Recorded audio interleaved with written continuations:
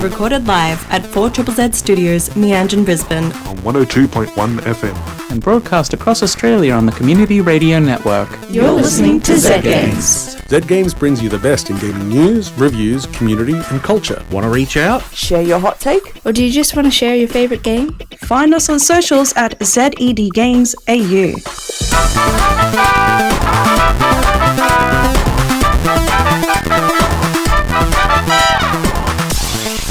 Hello, you're listening to 4ZZZ. This is Zed Games. I'm your host Paul, and joining me tonight are my good friends Cam. G'day. And Peter. Yo! Yes. And we will be doing all manner of video game related things tonight. But first up, what we are going to do is we are going to listen to some news that have been prepared for us by Maylee. Woo! Woo! Go Maylee. The day before was bad, and now it's gone. Starting 2023 as one of the most wish-listed games on Steam, The Day Before is a zombie shooter that promised a lot and has delivered on practically nothing. It released last week and was immediately inundated with negative reviews citing visual bugs and game-breaking glitches. Players who could actually play the game didn't get the game they'd been promised in marketing, but a poorly crafted and empty world. Just 4 days after its launch, The Day Before was completely removed from Steam, and developer Fantastic announced its closure. Today we announced the closure of Fantastic Studio. Unfortunately, The Day Before has failed financially, and we lack the funds to continue. All income received is being used to pay off debts to our partners. We apologize if we didn't meet your expectations.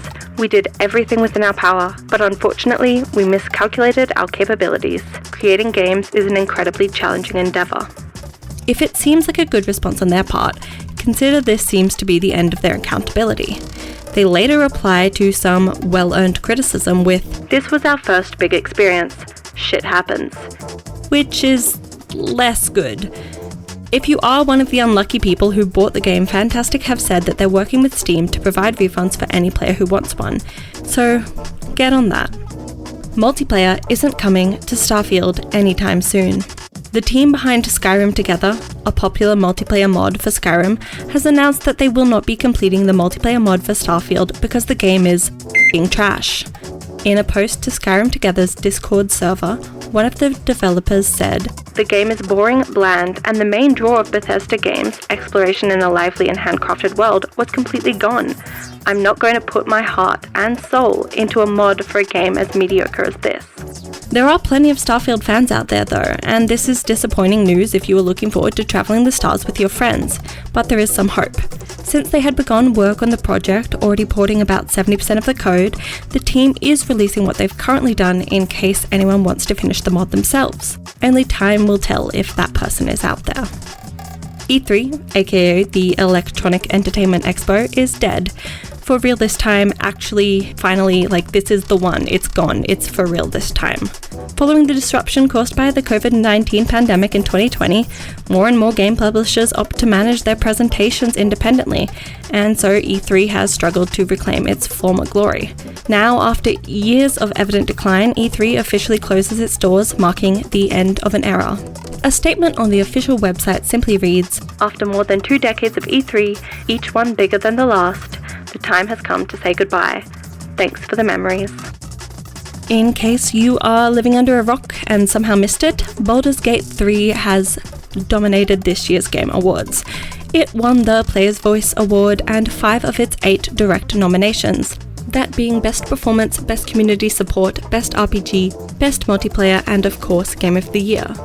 The only of its nominations that Baldur's Gate 3 did not win were Best Music and Score, which went to Final Fantasy, and Best Narrative and Game Direction, both of which were awarded to Alan Wake 2. And that's all this week in gaming news. Thank for you this week in gaming news, Maylee. Yes, we had Game Awards, and if you are someone that pays attention to the Game Awards, you may have watched and been disappointed that there wasn't really much focus on the award winners. 5 minutes. To which I say, come on, have you never seen Game? Well, they don't care. It's advertising. I was there because I wanted to see announcements, and I know there'll be some funny things that I can laugh about later. If don't get upset about awards. Awards are pointless. They are fun. Well, what do you get out of an award? You get some shiny. Recognition. Yeah, but you're already recognised enough to be able to be on to be fair, the Game Awards. Awards being recognition from the community that plays those games, awarding the people that made those games. It's the same as just going, yeah, I've given you my money, but now I'm going to say thank you. Well, I mean, that's why you don't have it straight up as a public vote, because then it's just whatever sells the best is Hence the why best. Baldur's Gate 3. As much as fantastic as that game is, it's just because it's on every platform. But it wasn't. It wasn't on Game Boy. It was so it was so bad. They cut off the speeches so fast. When Game of the Year was announced and Baldur's Gate 3 was there, they got up there, got cut off, and didn't even get to say that, oh, by the way, we're launching it on Xbox now. Oh. They were doing a shadow drop, and they didn't even get to announce it because they were like, get out of here. You've spoken for 20 seconds. That's too much. Yep. We need to listen to Matthew McConaughey some more. And stare at Hideo Kojima for 8 minutes. He announced nothing. Oh my showed nothing. What, you're not excited for OD, which is not a movie, but it's not a game, but it is a game, and it's a movie, and it's something totally revolutionary, but we cannot describe it. Yeah. I couldn't care less. Oh, no. Look. Hideo is insane, pretentious as hell, but like, and I don't even like Metal Gear Solid particularly, but Death Stranding is honestly genius in my books. I'm like, whatever he makes, I will be interested in at the very least. Yeah, he makes interesting things. He has big hyperbole. That's fine. Yeah. But what I was kind of, because they announced he was doing a thing with I didn't even want to talk about Kojima, with Jordan Peele. Yeah. It's like, we're getting distracted by Kojima. Yep.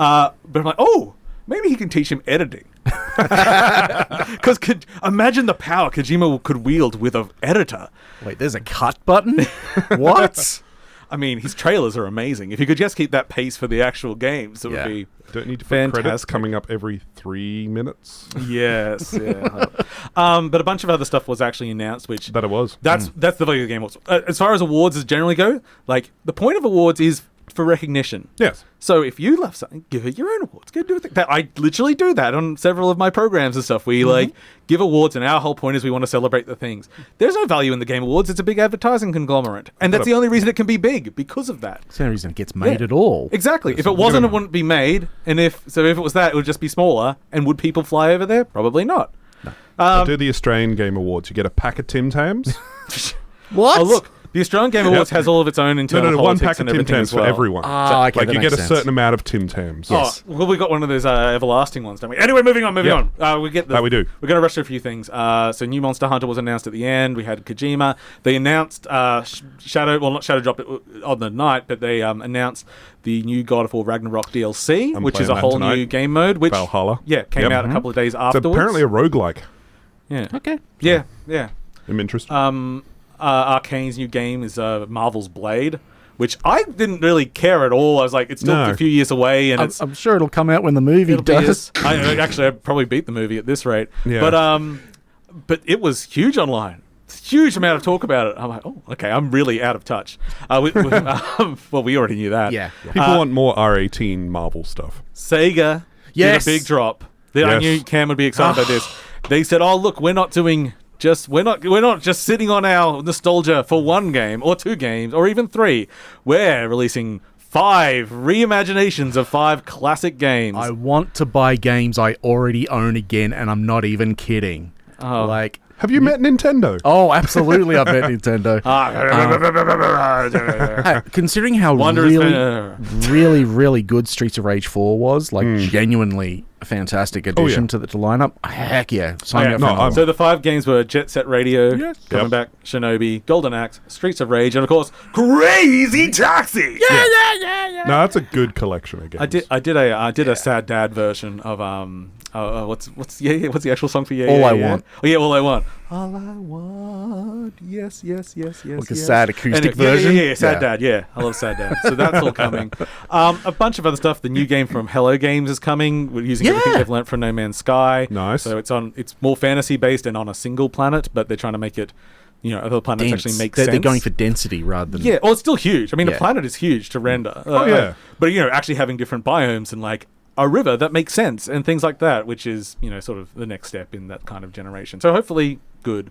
But the big one that jumped out to me was a new Aussie game that got shown. Oh, yeah. And it was from the developers House that made Untitled Goose Game. It's called Big Walk. And it starts with this cacophony of kookaburras, which I was like, I don't know why I want this so bad. It's like I haven't heard this in a game. It opens up. It's a very Aussie sort of bush landscape, quite a hilly, rocky area. Nice. But then these characters come out, and they're just these bright-coloured, odd things that sort of remind me of the art of Ken Dunn from like the 90s and everything. Those bright colours and everything. Yeah. And so it's this multiplayer. I don't think it's survival, but survival adjacent. It's exploration and puzzle solving that you do with your friends in a realistic environment, but as these odd cartoon creatures. And it looks and sounds wonderful. It's beautiful, and not to sound too ABC radio talking about, trees and stuff, but the environments, even before they announced what game it was or where it was set, I was looking at the environments that was showing off and went, that's Australia, but I don't know why I know that's Australia. Yeah. But the trees were shaped differently. Yeah. It's, sometimes you don't realise how you've missed a representation until you see it represented and you're like, oh, that's I didn't even notice, and now I want it. I want it quite badly. Something that came up during my game development for the project I just showed you before the show came, sort of thing. There is extremely different environments in Australia compared to everywhere else, and you don't notice until you look at it and go, wait, that is Australia. Yeah. It's just normal for us. Anyway, this is 4ZZZ. This is Zed Games. I'm your host, Paul, and joining me tonight is Cam and Peter. I'm Alan Wake. I am Alan Wake as well. I am awake. Get it? He's awake. Deep. Also, I always thought he was probably also named that because of Sam Lake. And just okay. Sam's just in everything, and he plays 3 characters. Anyway, you know what it's time for? The prize round. Have a lovely time today. Woo! This tune has nothing that I'm going to review, but here it is now. Okay. Woo! Okay, I don't know why we're getting a little too overexcited here. What we are talking about today is a Highland Song. Now, a Highland Song is by Inkle, who you may know as makers of very fine narrative games, but over their career have made some wide swings. The last game they did was a game called Overboard, which I think was 2 years ago. Very fast action game where you're like a debutante wife, and it starts, you instantly just push your husband over the side of a boat, and then it's a reverse detective mystery where you've got to get away with the crime, however, and it takes like 5-10 minutes and you just keep looping it. It was great. It made like my top 3 of that year. But time for a new game. This game's called a Highland Song. Yep. Now, when I saw the trailers for this and press materials, I was not convinced. This is a game where you play a young 15-year-old girl and you are making your way across the Scottish Highlands. It's a side-scrolling platformer. A new genre for the team. Do you take the high road or the low road? Well, we'll get to that a bit. So you're going on a long journey. And I'm like, okay. You're just running along, climbing up thing, going down. Like, it's not overly complex platformer-wise, and then it's also a music game. So quite often, Irish folk music will start playing, and then you will run along, and you have to jump over things to the beat, and if you miss the beat, you can stumble, and that. So what I didn't understand is what's interesting about this game to make it a big game, especially from a studio that's like made for like narratives that are infinitely splitting and have like all the choice and consequences that people love in games, and I was a bit confused until I actually got it. And what was presented to me was perhaps the most complex navigational game I've ever encountered. And at the same point, a very natural way. So your goal is to reach a lighthouse that your uncle lives at. And you've got to do it by Beltane, which I think is 5 days away. So the game starts at the lighthouse. Then it pulls back. And basically, the whole game exists in front of you the whole time. You're going over mountain. It's all parallax, flat levels. Right, so it's 2D or 3D? It's 2D. Okay. But I mean, it's 3D. It's 3D and it's parallax, so it's all layers going there. But each plane is 2D. Yeah. Okay. So you get to see the whole game at once. And then you start heading off, and you notice there's like a natural curve down in the mountain, and the hill that you're on or whatever, and a natural curve up.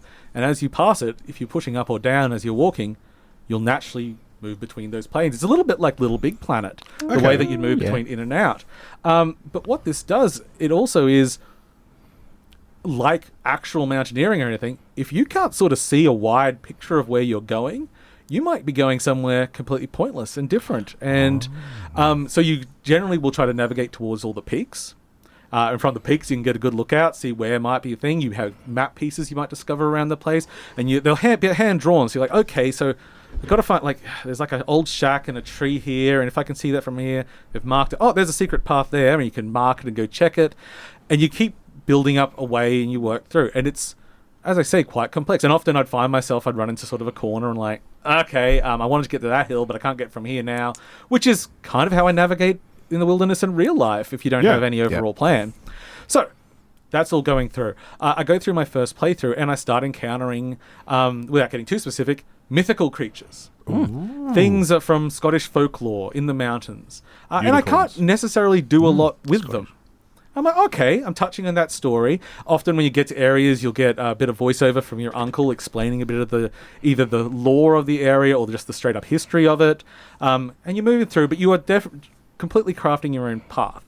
And so I got to my uncle 1 day late. And it said, oh, thanks for coming. Here's what I was going to do, but you missed it because you're a day late. Oh, well. And it says, okay, start new game. You keep all of your maps, all of your knowledge, all of your items. Handy. And then it's like, it gives you all the stats of what you did. But what you find in this game is the more you explore, the more sort of rich mythology and even magic and everything exists in this world to learn, which you only get by experimenting. Quite often you'll take paths that are only one way, so you can't come back. And I think things get locked off to you, but that's okay because you can take a note and get back to it another time. And you start, one of the things that sucks in the game, and I like looking at negative reviews of games to see what people... So it's raining a lot of the time in the game, which means you're a bit slow, you sort of have low energy, and it's hard to climb. The climbing's quite like Breath of the Wild, actually. And you can sort of up your strength, but it's all sort of behind-the-scenes mechanics going on. And speaking of behind-the-scene mechanics, one of these negative reviews saying that, there's nothing you can do about the rain except wait it out. I'm like, well... I don't want to spoil anything, but you can absolutely do things about the rain. If you think, and it can get weirder than just controlling weather stuff, but at the same time, it's extremely grounded. You just run into regular people about. I mentioned the first time I played through, I ran into mythical creatures. Yeah. Second time, I did realize there was one ghost. But other than that, nothing mythical at all. I just went, I met a bunch of people, and I was much faster that time. I got there early, actually. And then I felt like it can be a speedrun game. You can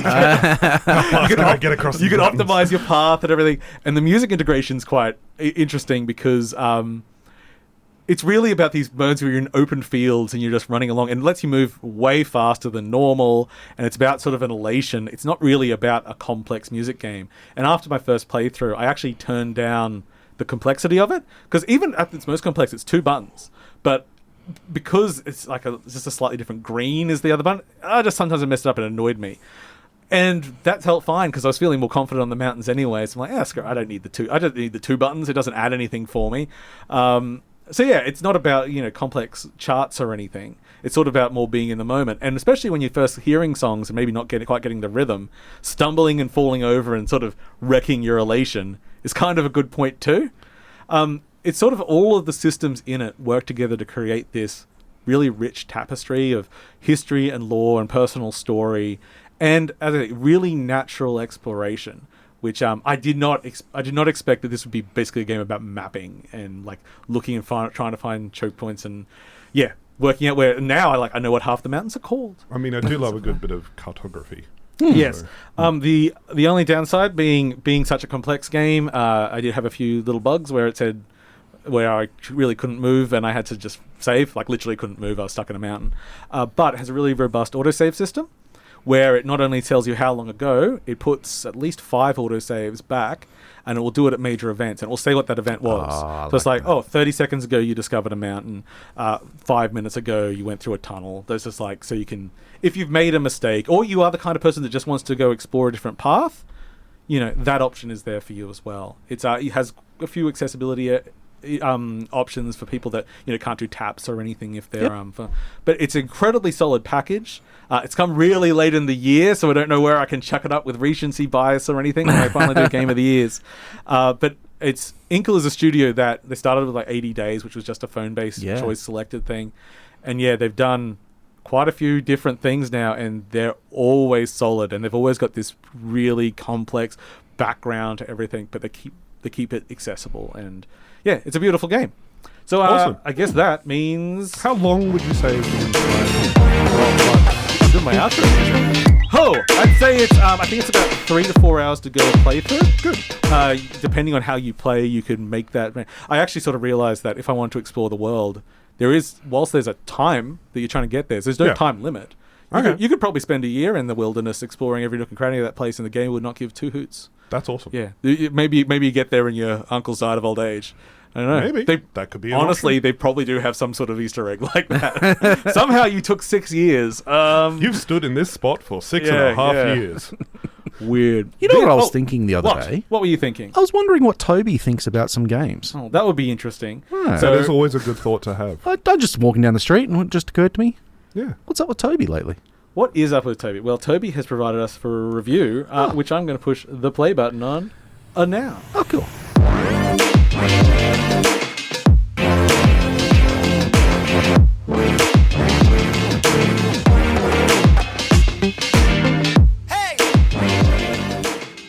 This isn't so much a review of Progress Night from IH-Tasham42 and the Evolution Progress Night quest developed by Symb1, SYMB1, and modified by Indemit, all of which are available to play on GitHub, but rather a write-up of my experience when, a month ago, I searched for something to AFK play while editing podcasts and playing other games.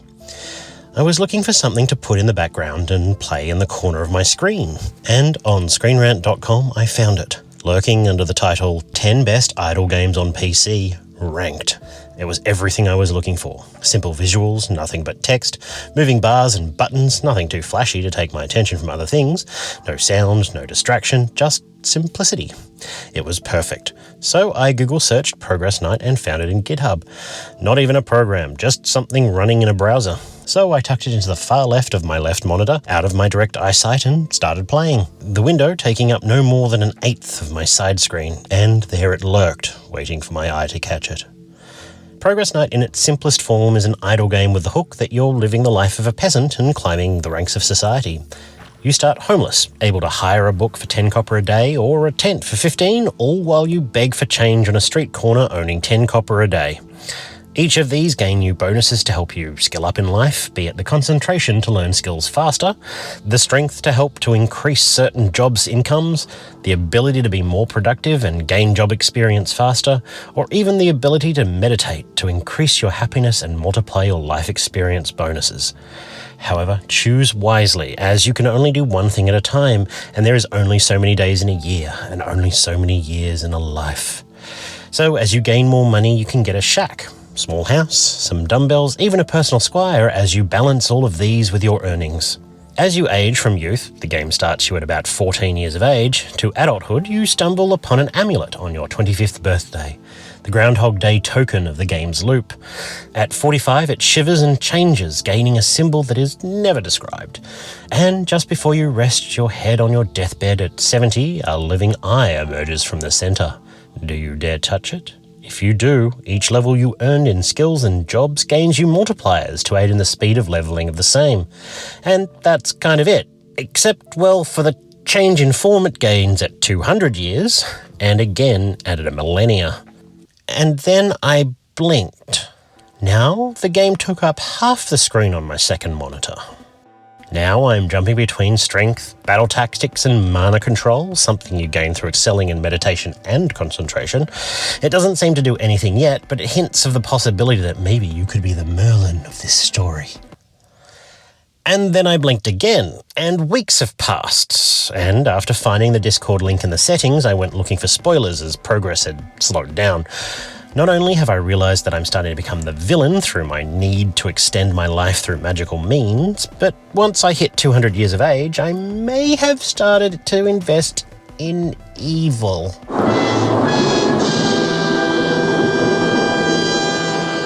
Nothing like some dark influence, demon training and blood meditation to soothe the desire for more flashing numbers and the slow accumulation of power, palaces and a personal need for perfection.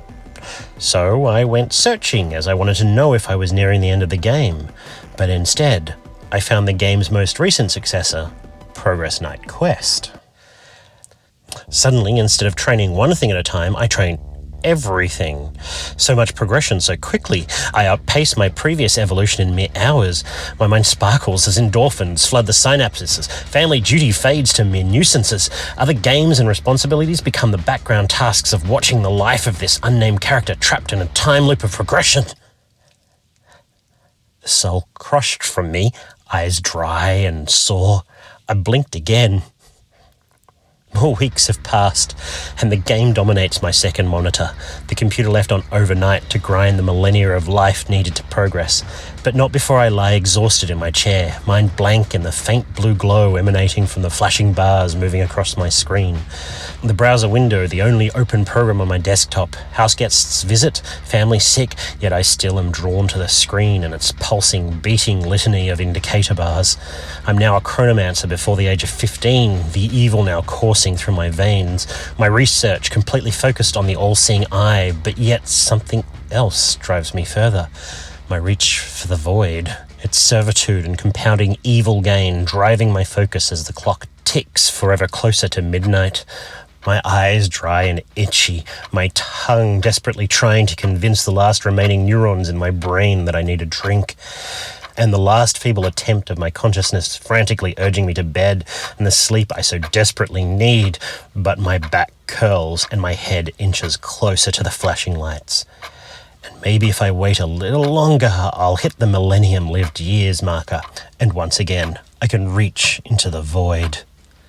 And you want to know the worst part? For the month that this has lived on my screen and the 2 to 3 weeks of gameplay I've invested, I haven't even touched a thing called Essence, or something I've only seen in patch notes.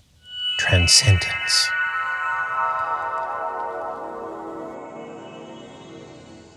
Progress Night really is what an idle game would be if you removed the major distractions, boiled it down to just the basics, and just focused on a story hook. No visuals, but the text bars and buttons feel totally adequate to convey what you want when you want it. The resetting, so far, never feels like you've taken 2 steps back for 1 step forward, something I've felt seems to be quite common in some of the other idle games where the sacrifice for progress loop can feel mediocre and disheartening. In Progress Night, the only time I felt this is when I got my first point in Evil. While it gave me a small modicum of compounded progression, it did not feel like really enough to strive for. Since then, every sacrifice has felt impactful and earned, so kudos to the developers. Mind you, when I started to feel that the original game began to slow down, after reading more, it was the end of the base game, I moved to Progress Night Quest, which is a hands-off mod of Progress Quest 2.0, and included more evolutions, buffs, and overall content. So if you found joy in Cookie Clicker or Adventure Capitalist, give Progress Night Quest a shot. And if, like me, these kinds of games take over your life, make you avoid social events, eating, and job deadlines, maybe just load up Animal Crossing again. Your villagers miss you. Maybe I should just play one more life.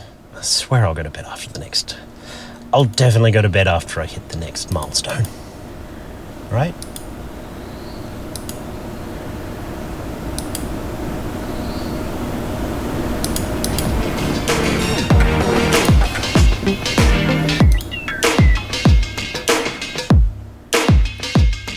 Ooh, we got a noisy mic there. We do. Give your mic a good whack there for me, Cam. Let's see if you can... Oh. Hey, Cam, how about you for our last part of the show? How about you jump over to the mic with Peter, give him a good snuggle. Give him a good snuggle. Hello. Very close. This is Zed Games. Thank you for joining us for the end here, and what an end it is. That's what I always say about my good friends, Cam and Peter. Oh. Hello. Yes. Having a good time. Good. I'm glad you're having a good time. I am Paul. And now, at the end of the show, what lessons have you learnt today? I learned that it wasn't about the destination; it's actually about the journey. Oh, that's good. That's. Yep. I learned that we all went to the same game development school here in Brisbane. We did. Yes, we did. That's we are fun. all technically quantum graduates. We are. Yes. There's hope for any of us. At some point. Well, I mean... Maybe. Cam did become a developer. I left. Oddly, because I hate sitting in front of a computer all day. I'm more of a warning to others. Yeah. And Peter is pending. Pending. Yes. Yeah. Patent pending. Yeah. Steam pending. I've got my credits on a few games, and none of them did I work on. I'm just as loosely associated. That's fine. Or I paid for a Kickstarter. Yes. According to Moby Games, it's all the same. It's all. According to Moby Games, I worked on Guitar Hero 3. Oh, So that was fun. How did you manage that? I have no idea. I must have fallen asleep and just made it. Okay, that pretty much brings us to the end of today's program. So thank you for joining us, everyone. We'll catch you all again. Same bat channel, same bat time. Kids don't know what that means anymore. No. Tragic. They did just put it on Netflix, though. Oh, very cool. All right.